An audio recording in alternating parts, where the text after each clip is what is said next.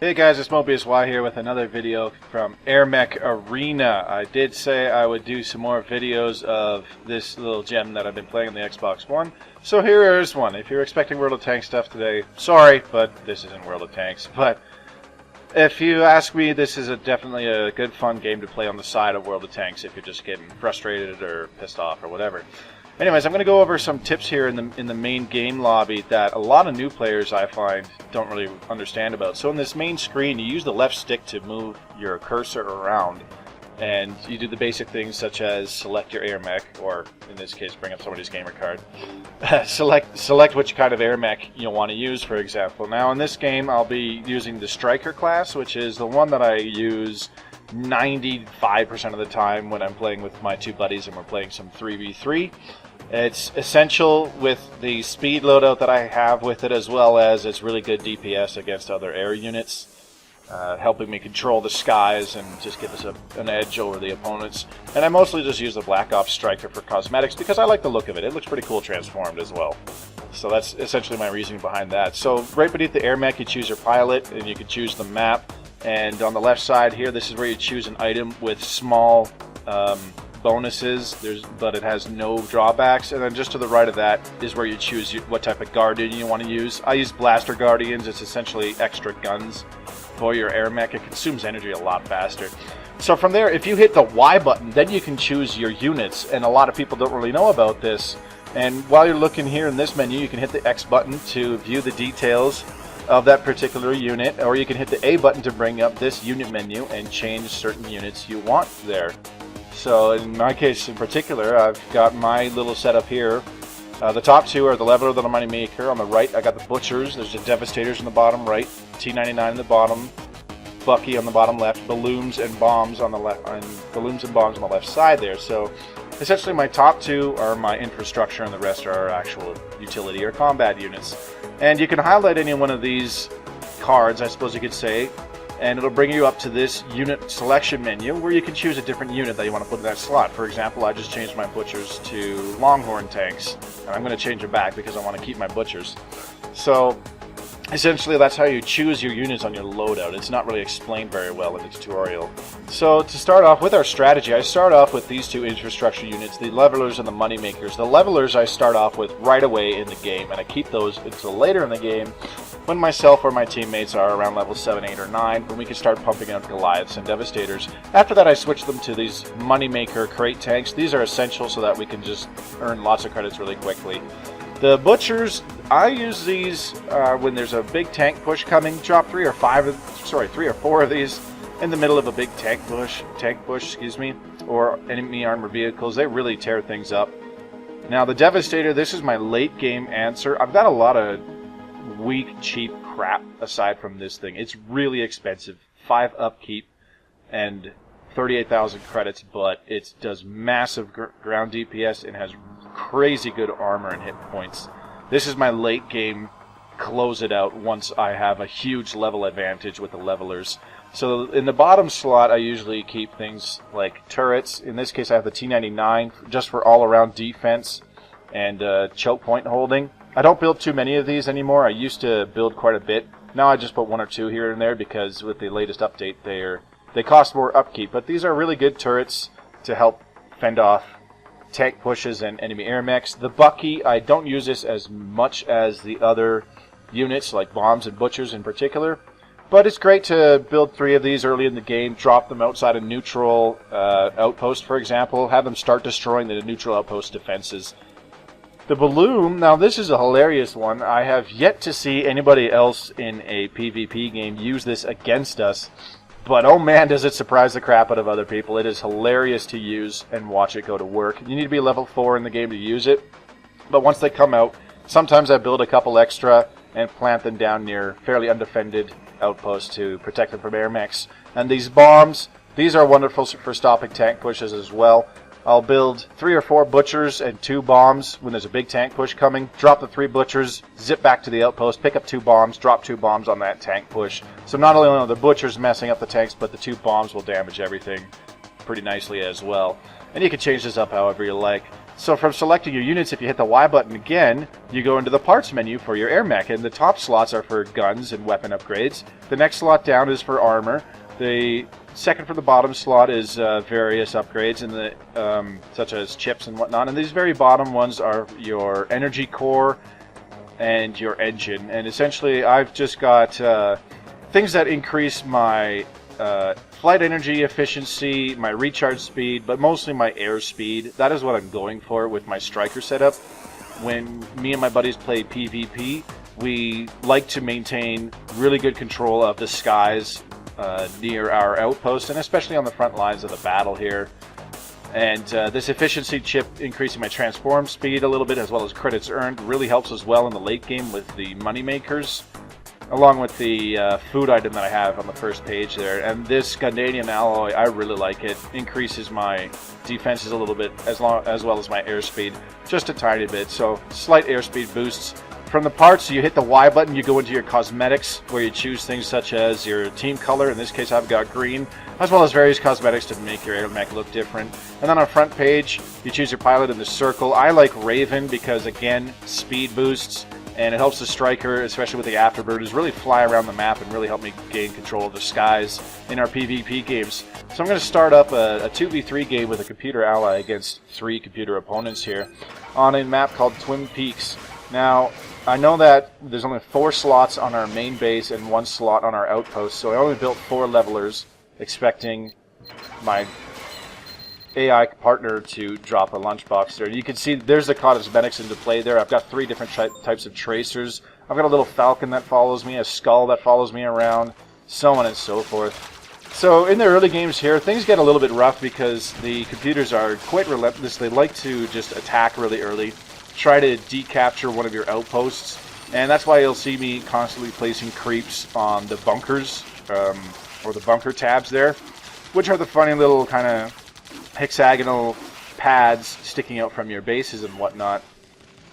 And bunkering them in the outposts really helps out with defending it, because when one of your soldiers or one of your creeps that is actually on the outposts gets taken out, one of your bunkered infantry will instantly get off of his little bunker pad and go inside of the building to take the now destroyed one's place. So essentially it has double the defenses just from putting more little infantry on the bunker pads. It's something I like to do.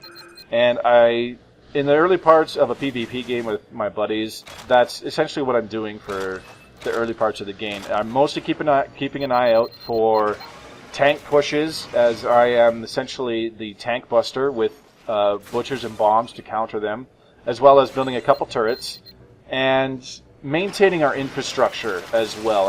I fly around, make sure all our turrets are fully healed, I make sure all our outposts are decently defended, so on and so forth. And when possible, I start building up, a couple butchers or buckies to kind of start softening up some of the defenses on these neutral outposts, like the one that I'm attacking here. And right before I died, I was able to kill a certain repair unit that is a major pain in the ass on that outpost if it doesn't get taken out. So I got killed pretty quickly there because of the turret, the tank, and the anti-AirMech missile launcher in the back there. So that's hence why I'm building up some butchers and buckies to soften up their defenses to start with. You can see I dropped the butchers there on an enemy repair unit, and then I dropped some buckies, hopefully just outside of the tank range, to those defenders up in there in the north. So I'm going to start building some bombs, and I'm just going to be wearing down these defenses while keeping an eye on the radar for enemy AirMechs flying in their airspace. So as you can see, I'm already level 4. Constantly just flying in, doing damage to stuff, destroying neutral units, as well as all these levelers that we have set out. Helps me and essentially the rest of my team in a PvP game. We get an edge in leveling up really fast. A lot of other people like to build things like moneymakers or even generators, especially if they want to do a really early rush in the game, which has never worked on us yet.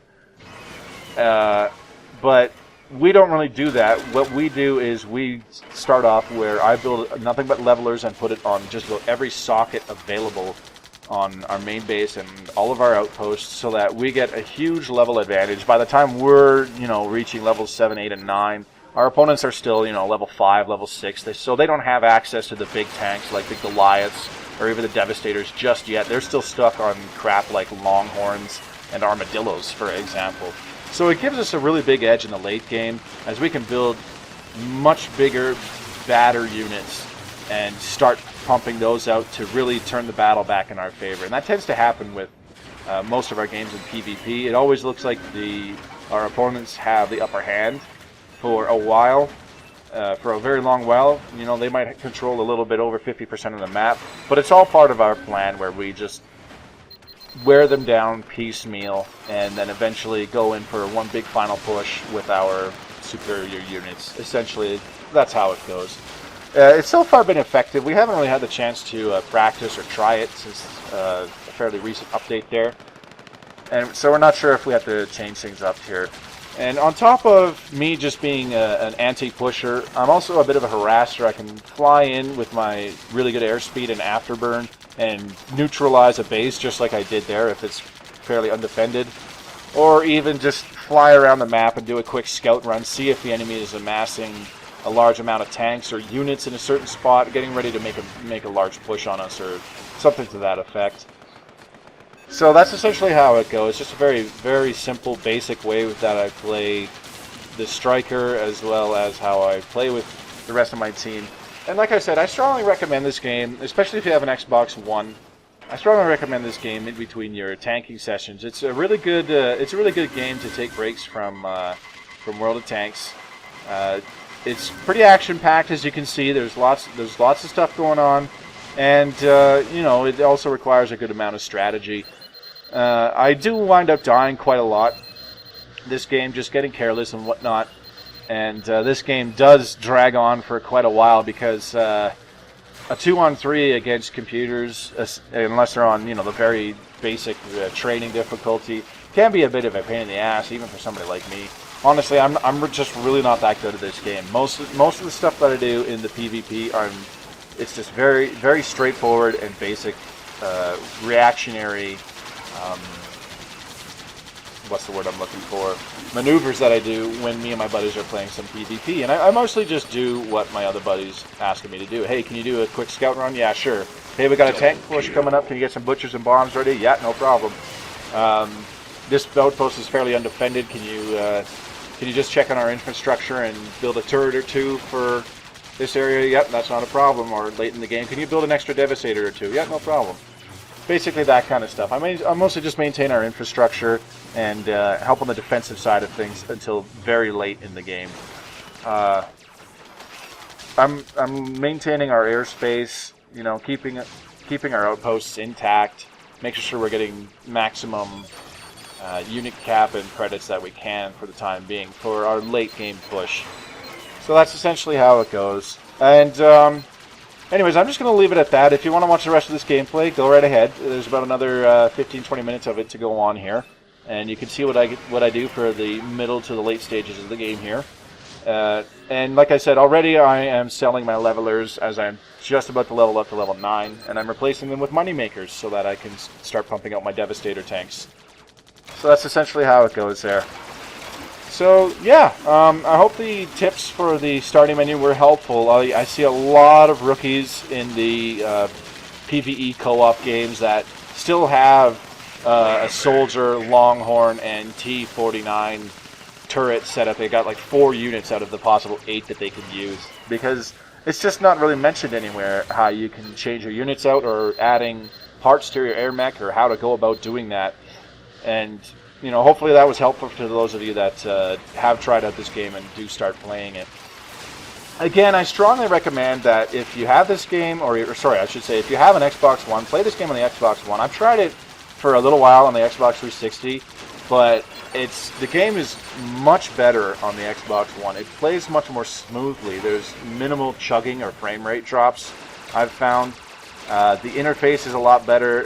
For some reason, the Xbox One version, you can have a build queue of 6 units. You can't literally build anything. Your queue is full at 6. On the Xbox 360, the build queue is 5. I'm not sure why that is. That doesn't really matter. You know, just little things like that really make the Xbox One version, in my opinion, quite a bit superior to the Xbox 360 version. All in all, though, it's a good game on either console, and I strongly recommend that you tankers out there give this game a fair shot and see if you enjoy playing it in the midst of, in between your tanking sessions there. I strongly recommend it. I have a lot of fun with it, and hopefully the tips that I gave you at the very beginning there help you out with finding your way and enjoying this game right out of the box. So, with that being said, about another 50 minutes of gameplay left to go here before the end of the game. If you stick around and watch, I hope you enjoy. If not, I hope this gave you some further insight into AirMech Arena and how fun of a game it can be. In the meantime, this is Mobius Wise signing off. We'll see you next time. Have a good night.